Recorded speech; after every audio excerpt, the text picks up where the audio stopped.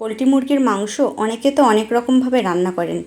একবার হলেও এইভাবে রান্না করে দেখবেন। আসসালামু আলাইকুম, চলুন তাহলে দেখে নেওয়া যাক।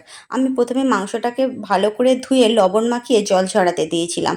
তারপর কড়াইয়ের মধ্যে দিয়ে দিলাম পরিমাণ মতো তেল আর একটা শুকনো লঙ্কা, কিছু দিলাম ফোড়নের মশলা, যেমন জিরে ফোড়ন, দারুচিনি, লবঙ্গ, এলাচ, গোলমরিচ। এবার দিয়ে দিলাম পরিমাণ মতো পেঁয়াজ, আমি 4টে বড় সাইজের পেঁয়াজ দিয়েছি। এবার পেঁয়াজটাকে একটু লাল লাল করে ভেজে নেব। এবার এর মধ্যে দিয়ে দিলাম লবণ। লবণটা দিলে তেলটা ছিটে ওঠার ভয় থাকে না। এবার দিয়ে দেব টমেটো, আমি 2টো টমেটো দিয়েছি আর 5-6টা মতো দিয়েছি কাঁচা লঙ্কা। লঙ্কাটা আপনারা নিজেরা যেমন খান তেমন অ্যাড করতে পারেন। এবার এতে জল দিয়ে ঢাকনা চাপা দিয়ে কিছুক্ষণের জন্য অপেক্ষা করব। চলে এলাম, দেখুন তেলটাও ছেড়ে দিয়েছে, টমেটোগুলো গলে গিয়েছে। এবার এর মধ্যে দিয়ে দেব পরিমাণ মতো আদা রসুন পেস্ট, আমি চা চামচের 3 চামচ আদা রসুন পেস্ট দিয়েছি। এটাকে কষিয়ে নেব। কষিয়ে নিয়ে পরিমাণ মতো জল দিলাম, জল দিয়ে এবার এর মধ্যে দিয়ে দেব গুঁড়ো মশলা।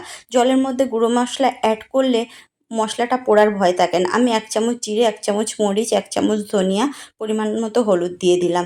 এবার এই মশলাটাকেও ভালো করে কষাতে হবে। মশলা কষানোর গুলেই কিন্তু মাংসটা খেতে ভালো লাগে। মশলা ভালো করে না কষালে মাংসটা অত ভালো লাগবে না।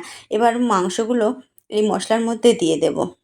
দেখুন মাংসগুলো একে একে দিয়ে দিচ্ছি। আর মাংস দিয়েও কিছুক্ষণ কষিয়ে নিতে হবে। তারপরে সময় বুঝে জল অ্যাড করতে হবে।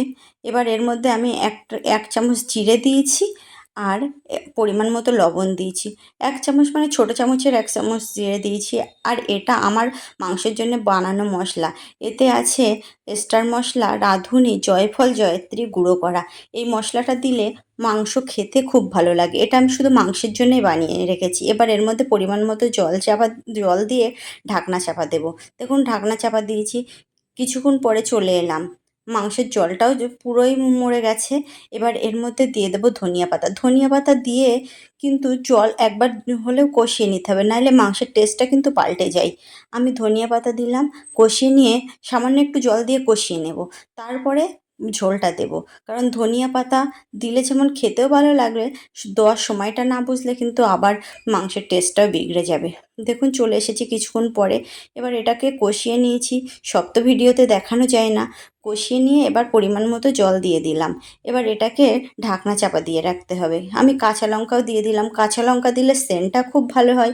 এবার আমার একটু লবণের প্রয়োজন ছিল, লবণও দিয়ে দিলাম। এবার ঢাকনাটা চাপা দেব। কিছুক্ষণ পরে চলে এলাম।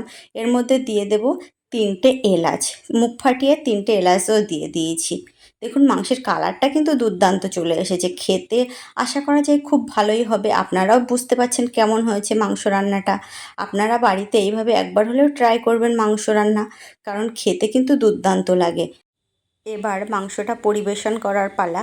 মাংস রান্না আমার কমপ্লিট, দেখুন লাস্ট ফিনিশিংও দেখিয়ে দিলাম। আল্লাহ হাফেজ, আপনারা বাড়িতে বানাবেন।